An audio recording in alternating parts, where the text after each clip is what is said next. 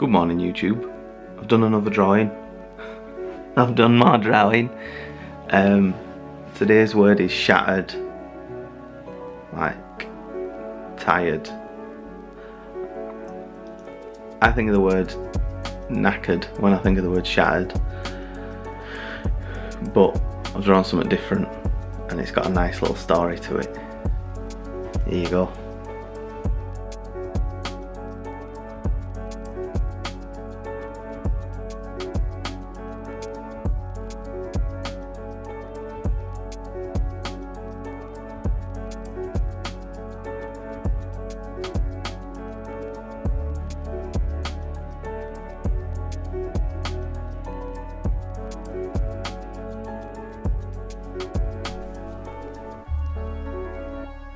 Back when I was growing up, it were a different childhood to what you can get now. And I know that every generation ever has said that. Like, generation before me said it to me, like, oh, you want to get outside, bloody, get in the sunshine, get laking, kicking ball about. And when I was your age, I had a job and all that. But it truly is a different environment now, and I'm a bit jealous of kids now because they've got it all at the fingertips. It's all on a phone or an iPad screen, and a lot of it's fantastic. Obviously you can get up to trouble on it, like dick pics and that, but you know, there's a lot of good stuff that you can do on the internet. But yeah, when I was 9, the internet were crap, so we had to find other sources of entertainment. A lot of the time it'd be computer games. I mean, Commodore 64 were late 80s when we had it, and then in 90s, early 90s, we got a SNES, and that ate most of my time up. And obviously it moved on to N64, and that ate even more time up. But you know, what I'm saying is, we played out a lot as well, and playing out always seemed to end up someone getting in trouble. Someone would end up getting in trouble for just not having any awareness of consequences and just acting like a dickhead and either breaking something or getting into a scrap or stealing some. Well, maybe not stealing something, we didn't steal stuff, but you know, I'm just saying kids did, you know what I mean? Kids would get into trouble just because they didn't think, and we were those kids. We didn't think a lot of the time, and we ended up doing stupid stuff. Like, at this point at like when I was about 6, maybe 7, I lived 2 doors down from my cousin, and that's where this story's going.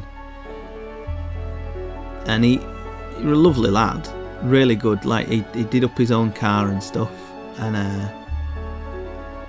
he was always tinkering with cars, and that's what he does now for a living. But growing up, he was a good bit older than us, so he always seemed to get us into more mature trouble than we were used to, really. And like, he'd introduce us to things that we'd not even considered yet, which were pretty cool.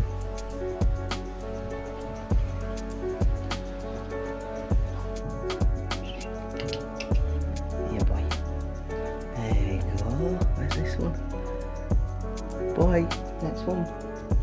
It's Paul. There you go. How's that?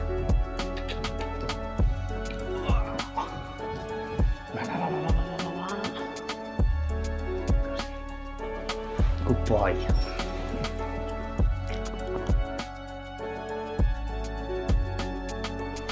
Now, when I say he got introduced us to stuff that we weren't used to, I don't mean all bad, like drugs and drink and, I mean, prozzies and gambling and stuff. I mean, like, throwing stones at stuff, maybe, and like he had a BB gun at one point that were good fun, but you know, a bit naughty. And when you're 6, it's really naughty. That's like, you know, jail time stuff for that. You know, if my mum had caught me with a BB gun at 6 years old, I don't think I'd have ever come out of the house again. I think maybe now that I've passed 30, she'll be like, go on then, but don't you be messing around with no bloody BB guns, so I'll tan your ass, lad. But this story in particular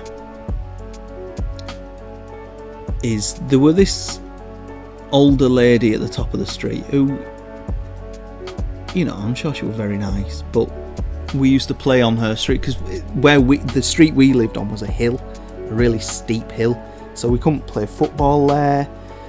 It was hard to ride your bike there. Great riding down, rubbish riding back up. But yeah, we'd play outside her house, so she were always aware of us and she'd seen us plenty of times and stuff. But this day my cousin had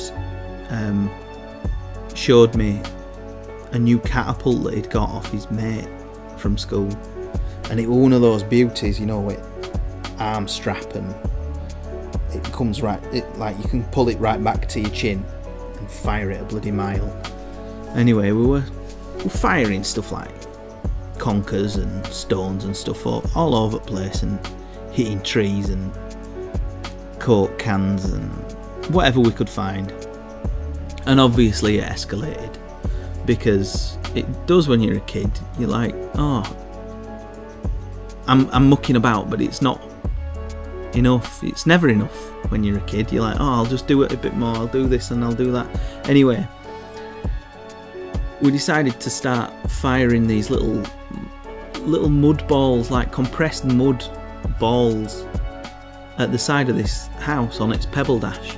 And when they hit, it was great. They looked fantastic because they were splatting all over, like giant splats. And I found it hilarious. So we were doing that, and we were firing them, and they were splatting.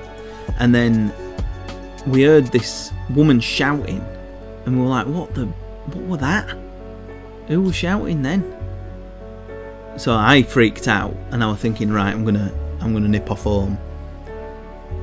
And as I nipped back, this woman from top at road were at the top of the street, and she were marching around, and she shouted at me. I remember she was like going, oi you boy. And I turned round and went, me? And she went, yeah. And I just turned back again, and I'd like ran home, which was the worst thing I could have done, because that let her know exactly where I was. And I went and hid under my bed, I remember. And then obviously she had it out with my mum and dad and told her what had happened. And I got bollocked and had to pay for window.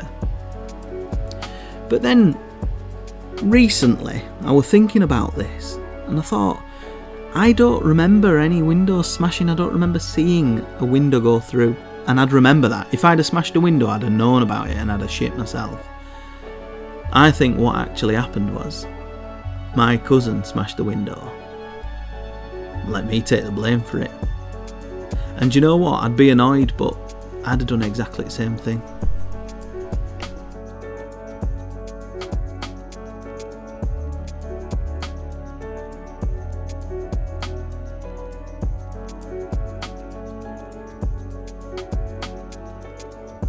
So that's that drawing done.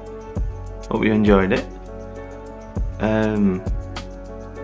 Tweet me some of your pictures. Let me know what you're drawing. And like and subscribe and push this about. Let people see it. It's a bit of fun, innit? You know, there's a lot of videos on YouTube that are just mindless. At least this has got a point. So thanks. Like, subscribe, share, tweet, Instagram, bollocks. See you next time. Bye.